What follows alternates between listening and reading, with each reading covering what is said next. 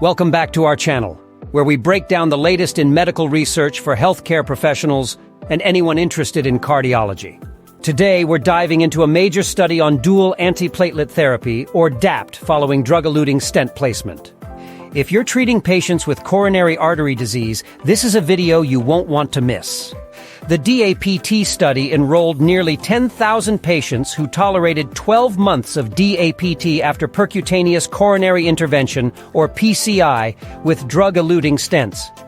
These patients were then randomized to either continue DAPT for an additional 18 months or switch to placebo.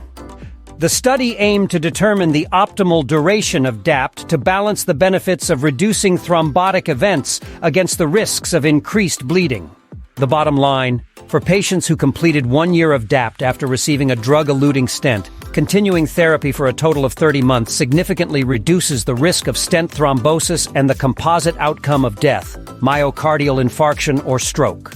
Continued DAPT led to a reduction in stent thrombosis from 1.4% in the placebo group to 0.4% in the DAPT group, as well as a reduction in the composite outcome of all-cause mortality, myocardial infarction or stroke. So why is this important?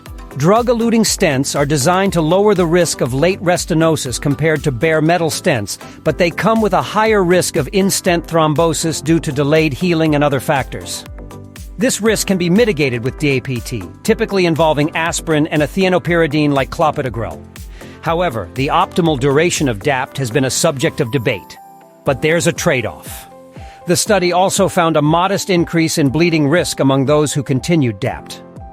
The rate of moderate or severe bleeding was 2.5% in the continued therapy group compared to 1.6% in the placebo group. Additionally, there was an unexpected increase in all-cause mortality, particularly due to non-cardiovascular deaths, including cancer-related deaths. This finding raises questions that need further investigation. So what does this mean for clinical practice? The American College of Cardiology and American Heart Association, or ACCC-AHA, guidelines recommend continuing DAPT beyond the initial 12 months for certain patients, particularly those with a lower risk of bleeding and higher risk of thrombotic events.